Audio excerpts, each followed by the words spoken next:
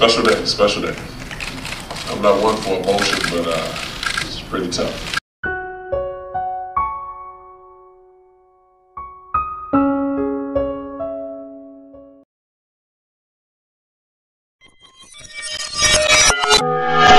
A new quarterback, Donovan McNabb. He's a redshirt freshman. He throws and runs extremely well.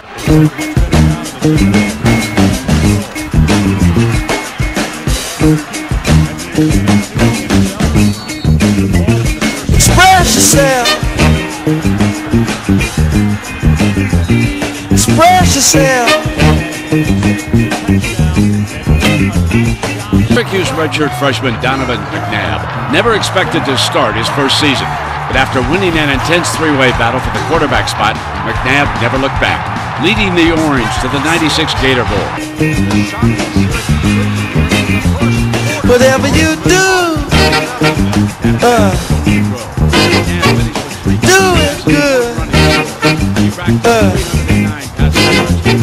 Whatever you do, Lord, do it good. McNabb was named MVP and would go on to start every game of his career at Syracuse. And Tar Heel fans found out quickly this kid, whoever he was going to be something special. Thornton weighs 300 pounds, and we've talked about the strength of McNabb.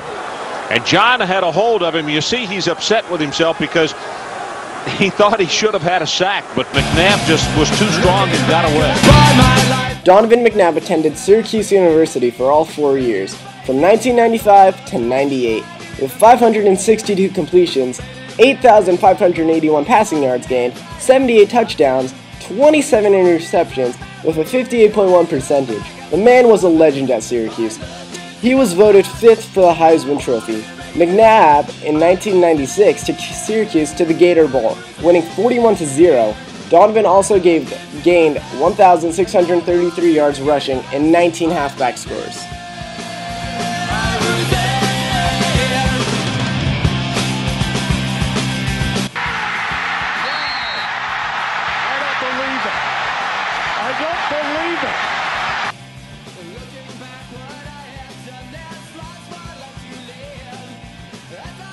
Donovan McNabb also played basketball for Syracuse for 2 years after the football season ended.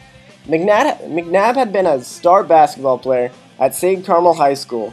His freshman year, he was a reserve guard on the team that went to the national championship game, only to lose to Kentucky, unfortunately. In 2000, he was the Big East Conference Player of the Decade.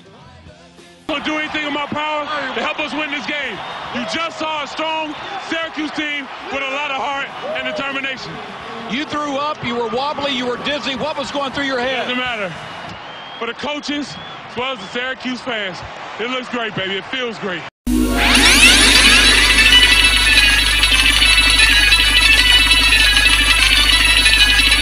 The second pick, the Philadelphia Eagles select Donovan McNabb, quarterback, Syracuse University.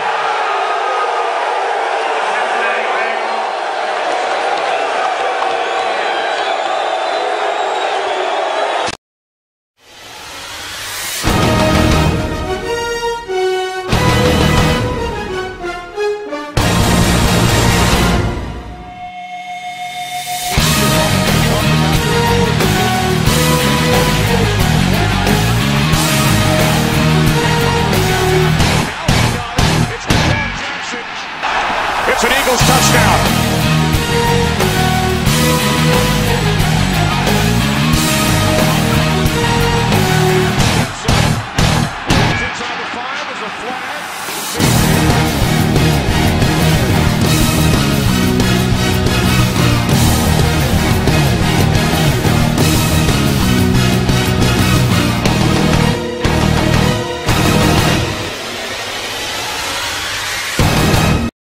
In 1999, Donovan McNabb completed 106 passing yards, 948 yards, 8 touchdowns, and only 7 interceptions, with 28 sacks. That's his first season.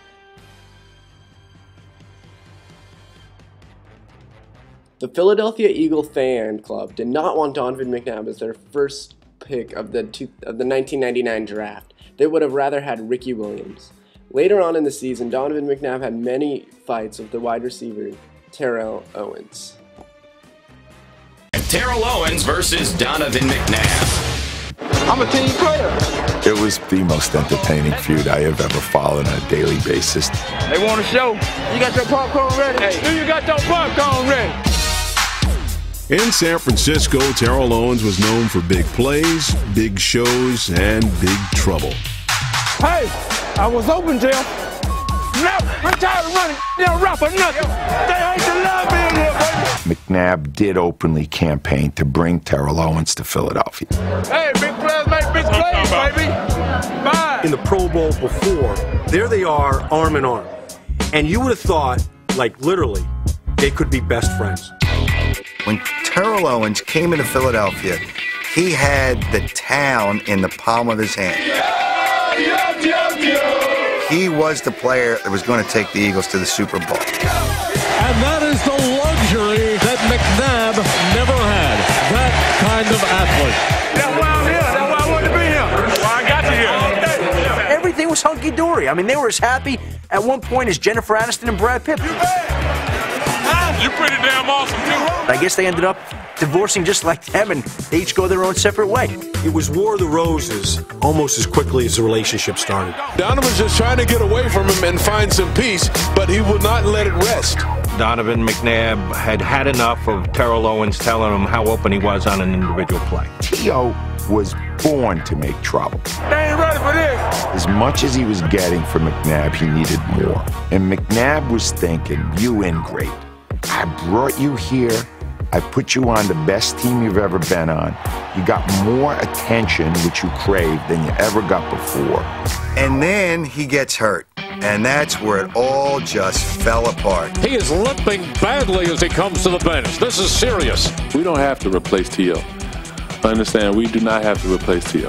T.O. took that as a slight. It's ridiculous. Now he's offended by Donovan McNabb. Less than 7 weeks after breaking his ankle, Owens broke off a big game in Super Bowl 39.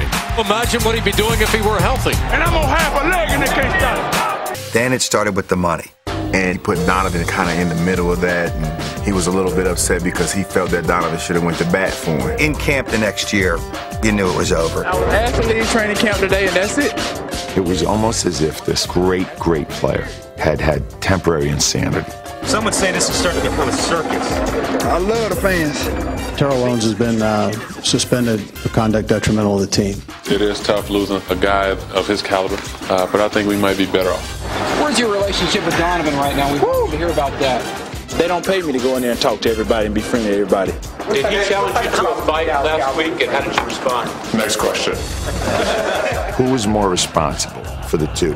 I would tell you McNabb was, because it was McNabb's responsibility as somebody who brought him onto the team to find a way to coexist with the biggest pain in the butt that football may have ever seen, and he never found a way to do that. You have never heard me say anything bad about him? I can't put any blame on Donovan in this deal. I mean, he just wanted to kind of move on. One guy doesn't make a team. Break a team, maybe. T.O. moved on to Big D, but our number 6 feud left lasting impressions in Philly.